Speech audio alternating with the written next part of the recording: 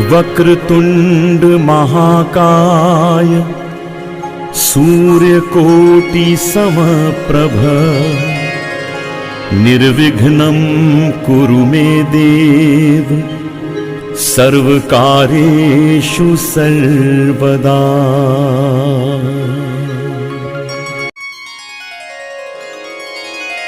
भक्ति बिंदु चैनल में बहुत बहुत स्वागत है।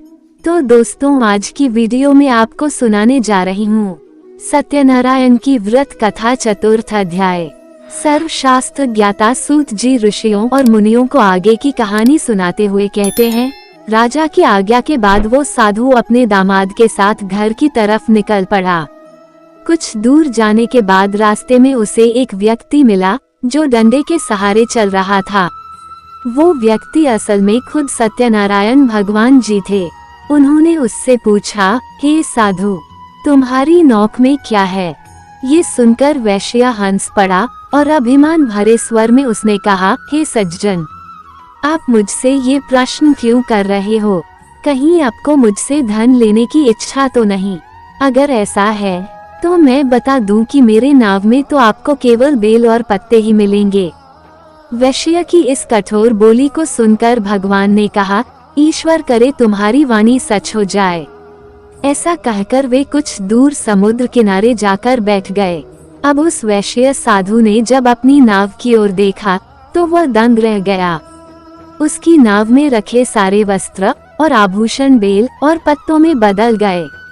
ये देख वैश्य बेहोश हो गया। कुछ समय बाद जब उसे होश आया तो वह बहुत दुखी हो गया। तभी वैश्य के दामाद ने कहा, पिताजी आप चिंतित न हो, ये सब उसी व्यक्ति के अभिशाप की वजह से हुआ है। हमें बिना देर किए उनके चरणों में गिरकर माफी मांग लेनी चाहिए, तभी जाकर हमारा ये दुख दूर हो सकेगा।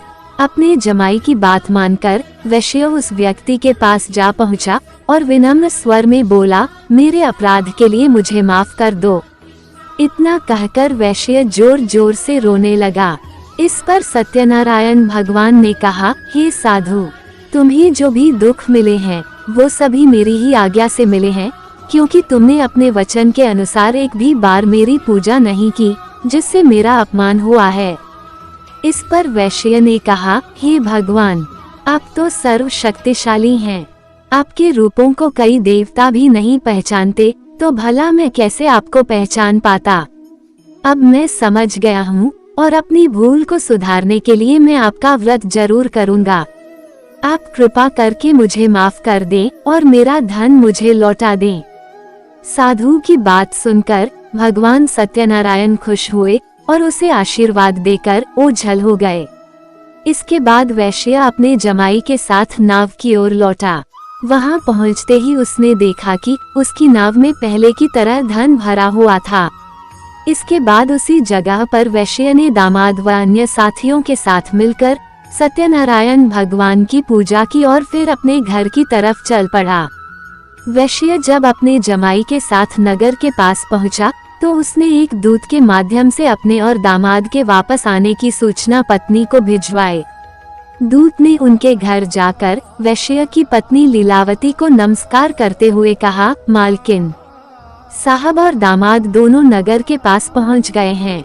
वैश्य की पत्नी लीलावती उस दूत की बात सुनकर काफी प्रसन्न हो गई। उसने तुरंत सत्यनारायण भगवान का व्रत पूरा कर अपनी पुत्री कलावती से कहा, मैं तुम्हारे पिता के दर्शन के लिए जा रही हूँ। तुम भी अपना काम पूरा कर तुरंत दर्शन के लिए आ जाना। अपनी माता की बातें सुन कलावती भी प्रसन्न हो गई और जल्दबाजी में सत्यनारायण भगवान की कथा का प्रसाद छोड़कर अपने पति और पिता से मिलने चली गई। कलावती द्वारा प्रसाद का अनादर देख भगवान सत्यनारायण एक बार फिर से नाराज हो गए। क्रोध में आकर उन्होंने नाव सहित कलावती के पति को पानी में डुबो दिया। जैसे ही कलावती वहां पहुंची, उसने देखा कि उसका पति वहां नहीं है, तो वो बेहद दुखी हुई और जोर जोर से रोने लगी। इधर वैश्य अपने जमाई को डूबता देख एक बार फिर से सत्यनारायण भगवान का स्मरण करने लगा। उसने प्रभु से प्रार्थना की और कहा, हे ईश्वर, कृपा कर मेरे परिवार से हुई भूल को माफ कर दें। साधु की प्रार्थना सुनकर सत्यनारायण भगवान ने कहा, हे साधु, तुम्हारी बेटी ने मेरे प्रसाद का अपमान किया है। यही कारण है कि उसका पति ये दंड झेल रहा है। अगर वह वापस घर लौटकर मेरे प्रसाद का सेवन करती है तो उसका पति सकुशल वापस लौट आएगा। इतना सुनते ही कलावती तुरंत घर के अंदर जाती है और प्रसाद का सेवन करती है। प्रसाद खाने के बाद जब कलावती दोबारा अपने घर के बाहर गई, अपने पति को सही सलामत पाया। इसके बाद साधु एक बार फिर से अपने परिजनों के साथ मिलकर पूरे विधि विधान के साथ श्री सत्यनारायण भगवान का व्रत करता है। पूजा के बाद वह सुखी सुखी अपना जीवन व्यतीत करता है और अंत में वह इस लोक का सुख प्राप्त कर स्वर्गलोक चला जाता है। इस प्रकार श्री सत्यनारायण भगवान का चौथा अध्याय समाप्त हुआ। तो दोस्तों, ये कहानी आपको कैसी लगी कमेंट अवश्य करें और इसी तरह की वीडियो को देखने के लिए आप मेरे चैनल को लाइक एंड सब्सक्राइब कर लीजिए और बेल आइकन को भी दबा दीजिए ताकि मेरी आने वाली सभी वीडियो का नोटिफिकेशन आपको सबसे पहले मिल सके। और वीडियो को अपने दोस्तों के साथ भी शेयर करना ना भूलें। राधे राधे।